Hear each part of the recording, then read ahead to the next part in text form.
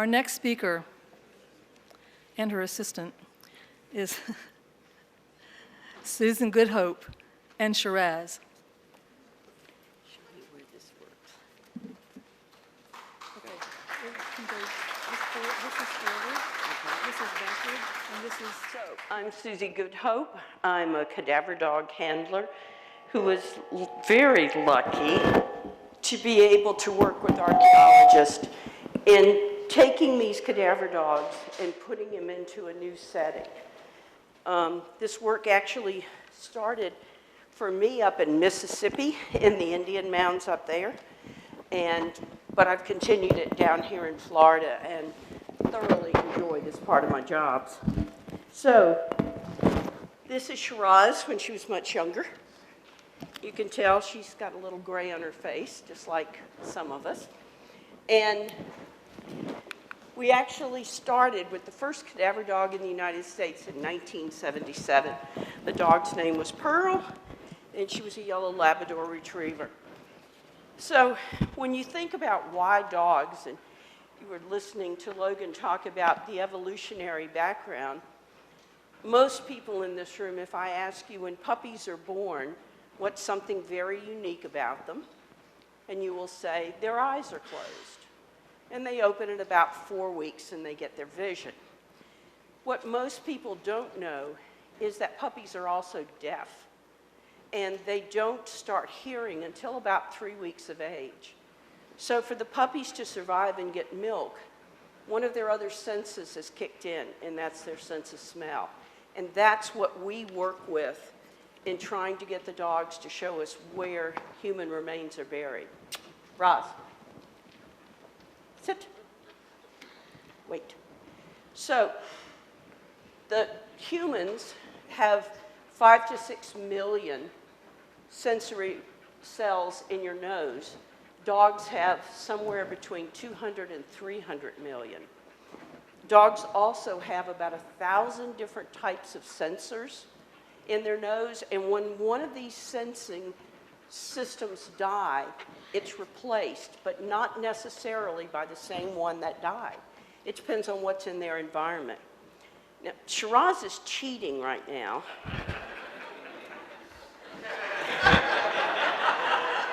To show y'all, when the talk was over, I took a small little Q-tip with blood on it, and I put it over there. And I was going to show you how I send her out and how she finds it. Shiraz has found it. She found it when I first came up here. So I'm going to sort of skip ahead because I want to show you what this looks like so I can reward her for good behavior. Shiraz, sit. Where's Hoffa? Show me Hoffa. Atta girl. So that's actually what it looks like out in the field with many more steps intervening. Good job. Now, Shiraz is a wise dog. She's 12 years old. She's done a lot of these searches. Good, come. And she works for relatively low wages. So, and I'm talking and moving this thing around. Let's see if I can get you back to where we need to be. Good. So dogs can talk. Shiraz, no, you cheated. Come here. Lie down. Thank you. So dogs can be taught to do a specific movement when they encounter the target odor. The target odor that I'm looking for right now is human remains. With Shiraz, I have her sit. We do a lot of work in cemeteries, on NAGPRA sites. So dogs can do other things. They can dig, they can bark, whatever it is that they can communicate to you that they've located the odor. I chose sit because it's just easier for me to work with it. I don't have to worry about her disturbing crime scenes or things like that. So why do we get them? For those of you who have been misfortunate enough to sit in the front row, you're taking home a bit of Shiraz fur all over your clothes. I apologize. But the dogs do have some strengths. Dogs can access difficult ground and terrain. They work for low wages. I buy string cheese by the pound at Costco. They can also, some dogs like just having balls thrown for them as a reward. And they can detect target odors at much lower concentrations than humans. One of the typical stories that I tell is when you come home in the evening and dinner is on the table and you say, oh, we're having spaghetti. The dog says, oh, tomatoes, celery, too much oregano again. Each portion of that the dog can detect. So one of our problems here, there's some shortcomings for dogs. One are these weather conditions. And believe me, I think we've now set another record today. I use a rough scale of temperature plus humidity minus wind speed. When it gets around 150, the detecting ability of the dogs diminishes. And that is for a very specific reason. And that is the way dogs cool off is through panting. And when they're panting too much, they can't smell. So Florida this summer has been very difficult for the dogs. Also wind. If you have wind coming across where the odors might be presenting, or you have wind blowing towards where you're going, gale force winds disperses the scent everywhere, and the dogs have trouble picking out the part that they, a specific source of things. Also, I picked these are actually examples that I picked out from searches that I've done this year. You can have terrain that is very difficult to transverse down trees. After the hurricane, we went and tried to locate some graves for the Forest Service, and it was just like pickup sticks going over all of the trees.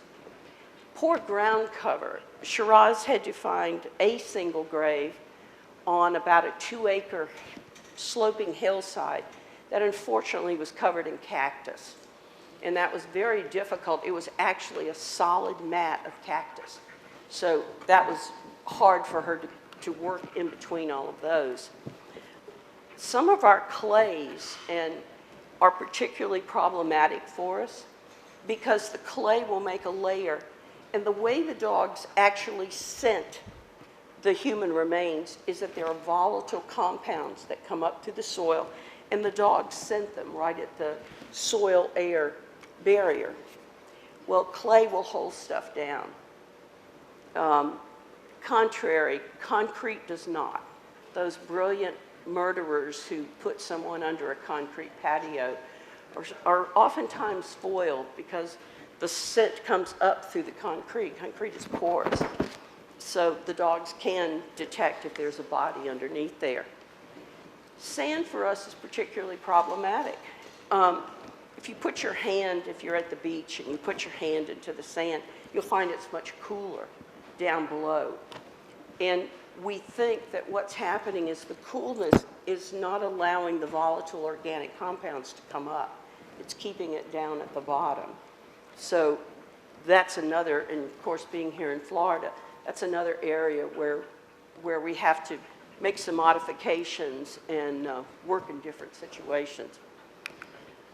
The odor may be too faint or it may be overwhelming.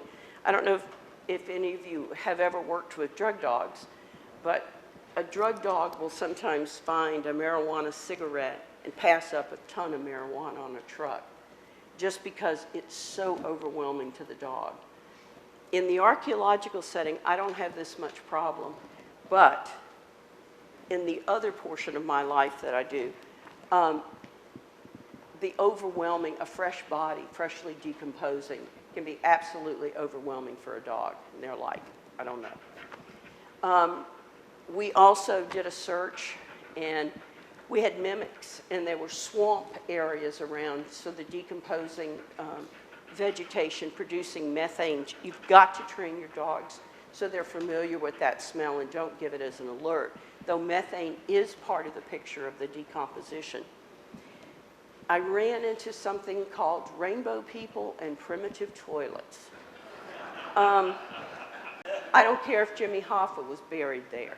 My dog wasn't going in there. Primitive is the operative word. in the middle of the forest is second, but you do have things like that to be concerned about. The other one that's most unusual is when the odor is presenting. So this was a graveyard in Mississippi, and some type of burrowing creature had dug in and was dragging bones out and eating the bones. And the dogs were actually alerting at the end of the burrow, which was 20 feet from the grave, because that's where they could smell the most. Just to give you the pre-lunch talk, when you're here, and you're all in one piece, there are about 483 volatile compounds that present themselves during your decomposition process to bones. There's chemicals that come and go. To date, we've not found any one chemical that's present all the way through. So the short version is we don't know how the dogs find or identify this odor. Several types of dogs find living people. You can walk in the woods. They think that maybe you crushed the vegetation. Skin cells can be, rafts of cells can be dropped as you go along. Each living person has a unique odor about you. It's probably because of your diet. However, when death, all men are created equal, and you stink. So here's the volatile organic compounds coming again, and that's where we see it. They're continuing to do work on it. Don't know if there's nothing that's come out lately that's topped the 483. I want to show you about trees, since we're blessed with a lot of them. And later on in a slide, you'll actually see Shiraz sitting by a tree. So trees will pick up the cadaver scent and bring it up through their root systems and into their bark. When we have cold winters, if we ever have one again, when the spring comes and the sap begins to rise, you'll actually see the dogs go up the tree and sniff up and give you their, what we call trained final response. For Shiraz, it's a sit.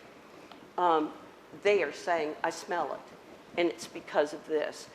The problem is it's 1.5 times from the drip line of the tree, and in some of these trees, that's a heck of a lot of an area.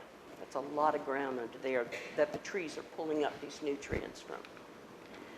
So I had the privilege to work down at Aucilla Springs.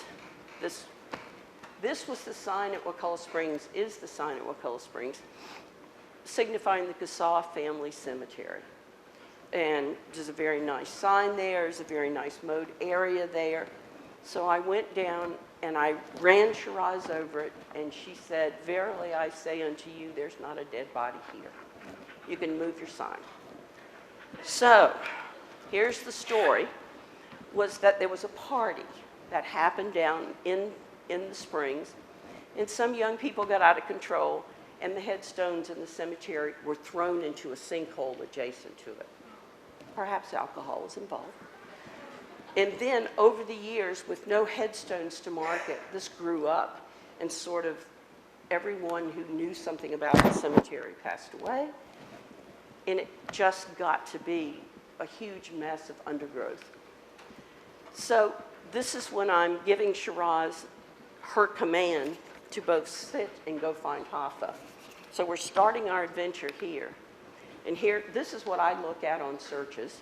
This is my view. So she's on the hunt, and she does loose grids, just covering back and forth. And when she finds something, her way of letting me know is to sit and then give me the dirtiest look she can about to come pay her.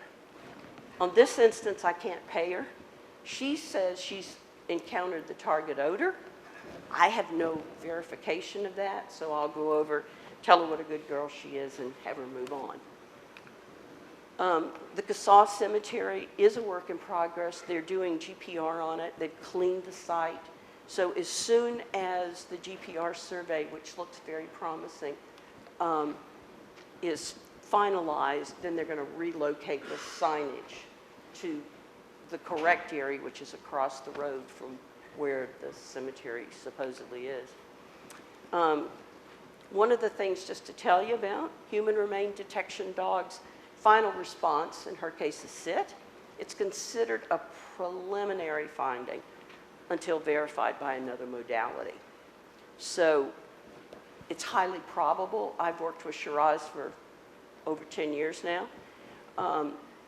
She has been wrong, but she doesn't very often lie. So sometimes we don't know. Someone could have peed on a pine tree. Not that any of the ladies in the room would do that, but sometimes gentlemen do. And the dogs will alert sometimes if there's a little blood in the urine. We don't know that. So the dog is not wrong, but it's not finding what we want them to find. And by the way, the dogs have no ability to tell you whether this was a murder victim or someone who just died very peacefully. It's a yes, no. There's no gradient in it. They say, I smell it or I don't. Talking about just some things for y'all to think about if you want to work with the dogs is communicate areas of high priority, especially when we're working in weather conditions that are not favorable for doing this. Set the priorities so that we can get the highest priority areas done first. When you meet with the handler, ask them, what will your dog do when they encounter the odor? And find out before you start. So that you can say, oh, is that a trained final response? Watch while the dog works. You could see something that the handler missed. I'm sometimes climbing over trees and I have people with me and they'll say, Susie, did you see that? Shiraz just swung her head around and got real interested in something. Or when the wind caught up, she threw her head up and she's heading off in a different direction. So you can be a lot of help to the handlers. Look for issues that we have there like gator holes, hornets, ground hornets, terrible with dogs. Try not to get ahead of us when we're working our dogs. So Shiraz goes first and then me, and then people who are with me can come behind her. And don't interact with these dogs until they're finished their search. If the dog should come over to you, just ignore them. Usually the handler will say, all right, back to work. So, I'm sorry, Jim, the Moai, we talked a little bit, Wilmot said about the Moai site there. And I thought that slide was in here, and it's not. The Moai was just a large standing rock down at Aucilla Springs. And Jim asked us to go down there and just see what this was. It was a single rock, and then it had a crescent shape, selections of smaller rocks adjacent to it. So the dogs went down, and there was also a large animal burrow in a small mound to the left of the rock. First thing the dogs did is go up to the burrow and give an alert that they smelled something. Then they worked around individually on all of these, and there were seven times the dogs sat down, indicating that these were like individual marked areas with limestone. And they're looking at that now, and I think that what people are thinking now is that that's probably a burial site. And Jim can tell you more about Fort Walton. Yes, Fort Walton. What were the ages?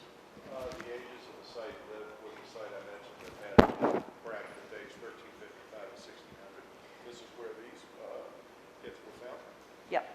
So the advantage to the dogs in working with archaeologists is people like to come see the cadaver dogs work. And it's amazing how people they'll put up a notice, come watch the cadaver dogs work. We did a local cemetery in Tallahassee. And people who had had family members buried at the cemetery, there were very few markers left, came and told their story and their remembrances of where their family members were buried. And they came out to see what it looked like, what magic it was. And as you saw up here, it's not tremendous. I mean, the fireworks don't go off. I had a police officer on a search that we worked very hard on Shiraz finally got to an area and sat. And so the police officer turned around and looked at me and said, "Is she tired?" I said, "No, she's telling me she's found it."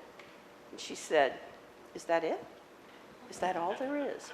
And I said, "That's it." So anyway, those are some of the areas about it. I would be happy to take any questions.